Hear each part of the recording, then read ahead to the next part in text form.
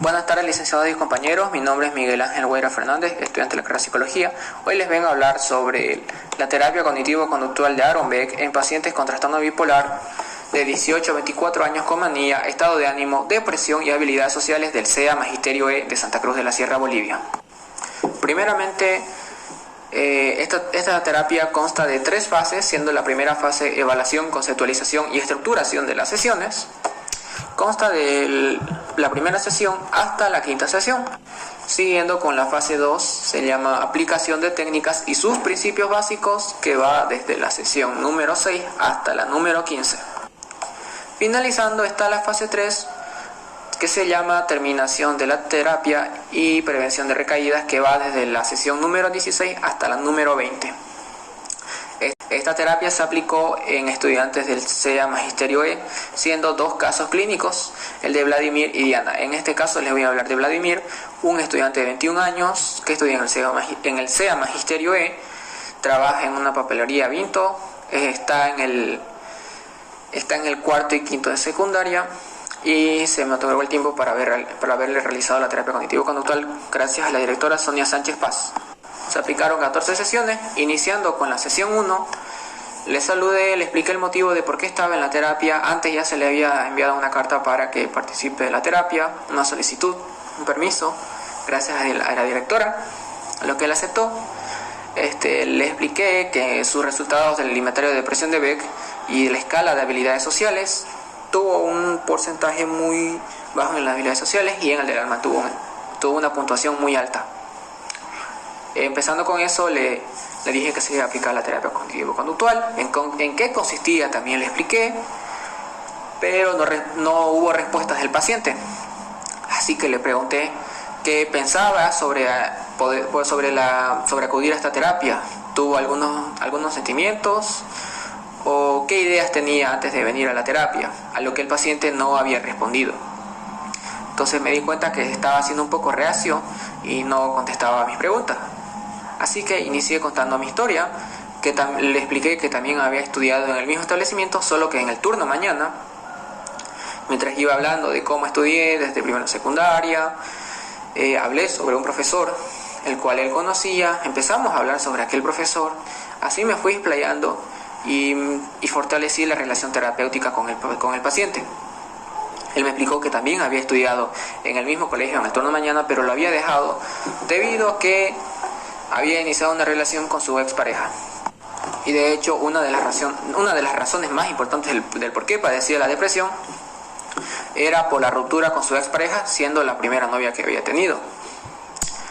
No quería cortarle la ilusión de seguir hablando, así que le dije algo importante. Le dije que esto quizás te interese mucho. Todo lo que me explicas tiene relación con el fundamento terapéutico, con el fundamento teórico de la terapia. Así que le expliqué sobre la tríada cognitiva, sobre los pensamientos automáticos y también sobre las creencias negativas. Posteriormente le dije que para comprobar que padecía de depresión, se le iba a explicar sobre el inventario de depresión de Beck. Le expliqué, no me dio el tiempo para terminarlo, se había hecho muy tarde. Ya habían pasado 50 minutos. Así que en los últimos 10 minutos que me quedaron, apliqué el feedback para preguntarle sobre uno de los conceptos que le expliqué, a lo que él habló sobre la visión negativa de sí mismo, una de las características de la tríada cognitiva.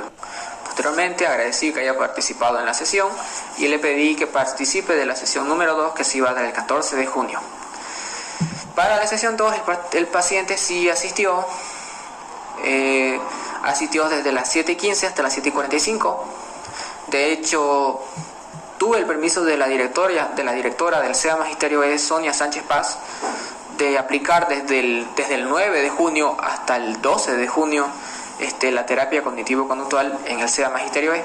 Me dio el horario desde las 7 hasta las 9:30. Siguiendo con el paciente, se realizó la terapia iniciando con el feedback donde le pregunté sobre la anterior sesión si recordaba algo, a lo que él simplemente recordó sobre el fundamento teórico, en especial sobre la visión negativa de sí mismo. Entonces me tomé 5 minutos en explicarle sobre los pensamientos, emociones, conductas y sobre los conceptos que no se había acordado. En este caso le pedí que siga contando su historia. Mientras iba contando su historia, apliqué el empirismo colaborativo para que las situaciones que él explicaba en la historia las relacionara con los pensamientos, emociones y conductas. Por ejemplo, él explicó que la razón del por qué terminó el colegio, por qué se alejó del colegio, es por haber iniciado una relación con su expareja. Su expareja también cuenta que su expareja lo había terminado porque él no había aceptado cuidar al hijo, que no era suyo, que era de otra persona, y lo había ocultado durante mucho tiempo, la chica. Él cuenta que una noche ella le explicó que había tenido un hijo con otra persona y no le había contado en todo ese tiempo. Ellos tenían 1 año de relación y eso lo había contado a los 10 meses y medio por ahí, según lo que escuché de él. Entonces él, como pensamiento, dijo: ¿qué es lo que voy a hacer? No sé qué puedo hacer, se preguntaba. Estaba en shock en ese momento. Lo relacioné con el pensamiento. La emoción que relacioné fue el de miedo y sorpresa también. Y la conducta fue una conducta negativa, ya que el paciente se había negado a cuidar de ese niño, a lo que la chica dijo que no era un hombre como ella esperaba, que sí iba a cuidar a su hijo, pero al final no lo hizo. Entonces, 1 mes y medio después había terminado con él, casi 2 meses después, y todavía no lo llegó a superar, no la llegó a superar a la chica. Le expliqué que muchas de las situaciones que pasó tenían estrecha relación entre pensamiento, emoción y conducta, y que debido a eso estaba generándose distorsiones cognitivas que seguro iba a encontrar más adelante. Posteriormente se realizó el feedback, donde le pregunté qué significaba una distorsión cognitiva, a lo que él no respondió porque se había olvidado. No me dio el tiempo para explicarle de nuevo qué significaba, así que le dije que elabore, que me dé los resultados del inventario de depresión de Beck. Él los tenía que realizar en la sesión 1, los realizó como tarea para la casa y los verifiqué, donde sacó como 16 de puntaje, teniendo una depresión leve. Así también le pedí que realice la escala de desesperanza de Beck, donde sacó para la sesión 3, tenía que verificar. Iniciando la sesión 3, se dio el 15 de junio desde las 7:15 hasta las 7:55 con una duración de 40 minutos. Inicialmente le pedí el feedback de la anterior sesión. Comprobé que solo recordó la influencia de los pensamientos sobre el afecto y la conducta. Así que aproveché y le pedí sobre los datos que había resolvido de la escala de desesperanza de Beck. Saqué la puntuación y salió con una puntuación de 9 puntos, siendo un rango leve. Posteriormente le pedí que siga contando su caso. Terminó de contar la historia con su expareja y empezó a contar que siempre tuvo problemas, o no siempre, según lo que recuerda, que cada vez que realizaba un examen su mente se ponía en blanco y no podía dar los exámenes bien. Ante eso encontré 2 pensamientos automáticos, siendo uno el no poder dar bien un examen nunca, y el siguiente, no ser suficiente para las mujeres. Eso se dio gracias a la técnica flechas descendentes. Finalmente le pedí como tarea para la casa que registre qué era lo que le agradaba y qué no le agradaba de realizar en la casa. Por ejemplo, lavar platos, cocinar, la ropa, etc. Finalicé la sesión 3, le dije que asista a la sesión 6 y que tenía el permiso a la sesión 4 y tenía el permiso de la directora, que sería la fecha 16 de junio. Posteriormente se dio la sesión 4 el día 16 de junio a las 7:15 hasta las 7:55, donde apliqué el feedback para recordar o comprobar si recordó. Lastimosamente solo recordó el significado de los pensamientos automáticos, así que volví a explicarle el significado de los otros conceptos que le había explicado y también de las técnicas, para que las utilice en la casa mucho después. Posteriormente se inició con la historia del caso, donde contó su historia más a fondo. Utilicé el empirismo colaborativo para tratar de mejorar la relación terapéutica y también conceptualizar el caso de mejor manera. Luego le pedí que empiece a conversar con su hermana como tarea para la casa, para así mejorar las habilidades sociales con las mujeres, ya que entendí que el paciente no socializaba con las mujeres. Le pedí que asista el 22 de junio para la sesión 5. Asistió el 22 de junio a las 7:15 hasta las 8. Intenté realizar el feedback. Solo le pedí que recuerde la definición de pensamiento, conducta y emoción. Y pensamiento automático, donde solo recordó conducta, emoción y pensamiento, pero no lo recordó a cabalidad. Así que le expliqué de nuevo. Minutos después, apliqué la técnica de detección de los pensamientos automáticos para confirmar los síntomas objetivos que ya había obtenido. Le expliqué los síntomas objetivos que él padecía para ya estructurar las sesiones, los cuales eran síntoma afectivo, pérdida de afecto hacia las mujeres; síntoma motivacional, deseo de evitar actividades cotidianas como labores de casa; síntoma cognitivo, distorsión cognitiva, siendo la sobregeneralización y catastrofismo. Como síntoma conductual estaba el no hablar con las mujeres, no estudiar para los exámenes o no dar buenos exámenes. Síntomas fisiológicos estaba el ninguno, aunque parecía ser el de tartamudear a la hora de exponer. Posteriormente, Vladimir discrepó sobre los síntomas conductuales, alegando que sí podía hablar con las mujeres, solo que él no quería.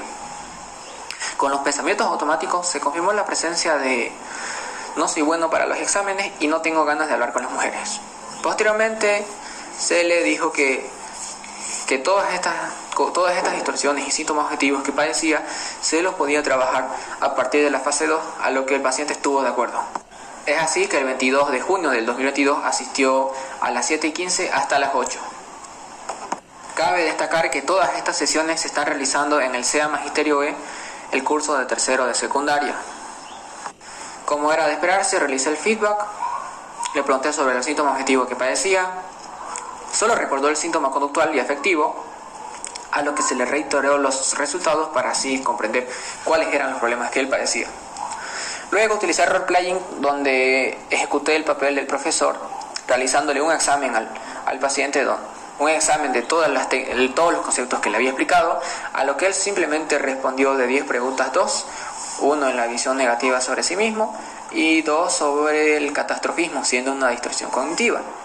Finalizando, le apliqué el examen de ventajas y desventajas, realicé el feedback y finalicé la sesión. La sesión 7, el paciente lastimosamente no acudió, pero no se pudo concretar nada debido a que el paciente llegó con indicios de haber consumido bebidas alcohólicas. Esto sucedió el 28 de junio a las 7:15. Fueron 10 minutos en las que estuvo en el aula, no entró ni siquiera a clases. Entonces se le pidió que anote los pensamientos automáticos sobre qué es lo que sucedió en ese día y para que el día siguiente sí asista a la sesión. Despaché al paciente y no se dio una sesión. La sesión 8 se dio el 28 de junio del 2022. Pedí el feedback sobre el día anterior, qué es lo que pasó. Él habló que había tenido un cumpleaños con sus amigos y bebió demasiado. Olvidó los pensamientos automáticos. Tenía que anotarlo. Yo también lo olvidé y tampoco se los pedí. Posteriormente apliqué la técnica análisis de responsabilidad para eliminar aquellos sentimientos y sensaciones de culpa por la ruptura con su expareja. Obviamente no se tuvo resultados muy complacientes, así que le expliqué también la técnica relajación como estrategia de coping, debido a que el paciente trabaja desde la mañana hasta la tarde, como lo expliqué antes, en una papelería. Llega muy cansado directamente a su casa y se va para la escuela. Así que va cansado. Posteriormente se fueron realizando la sesión 9, 10, la sesión 10 que fue el 5 de julio, la sesión 11 el 6 de julio, la sesión 12 el 9 de julio. Cabe destacar que la sesión 12 se realizó en mi casa, debido a que era un día sábado y tenía que concretar con la terapia lo más rápido posible, así que se realizó con los 2 pacientes. La sesión 13 se realizó el 11 de julio y finalicé con la sesión 14. La sesión 14, como todas las clases, como todas las sesiones, exceptuando la sesión número 12, se realizó en el aula quinto A de secundaria del SEA Magisterio E. Se inició con el saludo, el feedback, le pedí que le explique la técnica de retribución, porque lo había pasado ya la anterior sesión, la técnica de retribución. Le pregunté qué técnica tenía que realizar si se encontraba en una situación de problema con alguna persona, a lo que el paciente recordó el entrenamiento de asertividades, estando conforme, ya que sí acertó con la técnica que se tenía que realizar cuando estaba en problemas con una persona. Pedí al paciente que cuente la rutina que tuvo ese día para ver los cambios. Sin embargo, no pude encontrar resultados positivos en la persona, así que empecé con la influencia de las condiciones sobre los efectos de la conducta, donde se le pidió al paciente que piense en alguna situación, la relacione con las condiciones, afectos y conducta. Terminando la técnica, apliqué el empleo de evocación de imágenes, utilizando la inducción de cólera controlada porque el paciente estaba empezando a desahogarse y ya estaba empezando a llorar. Concluyendo la sesión, me despedí del paciente explicándole que era la última sesión y que ya no tenía permiso para seguir aplicando la terapia en el SEA Magisterio E. Es decir, no pude concretar una sesión 15, de hecho, necesitaba trabajar más sesiones para la fase 2, ya que solo se redujeron los síntomas objetivos del paciente. Los motivos de por qué no realicé la sesión 15 o la sesión 20 son debidos a que solo tuve permisos del SEA Magisterio E para trabajar durante un mes con los pacientes. Habiéndose cumplido el plazo establecido, no se realizaron más sesiones.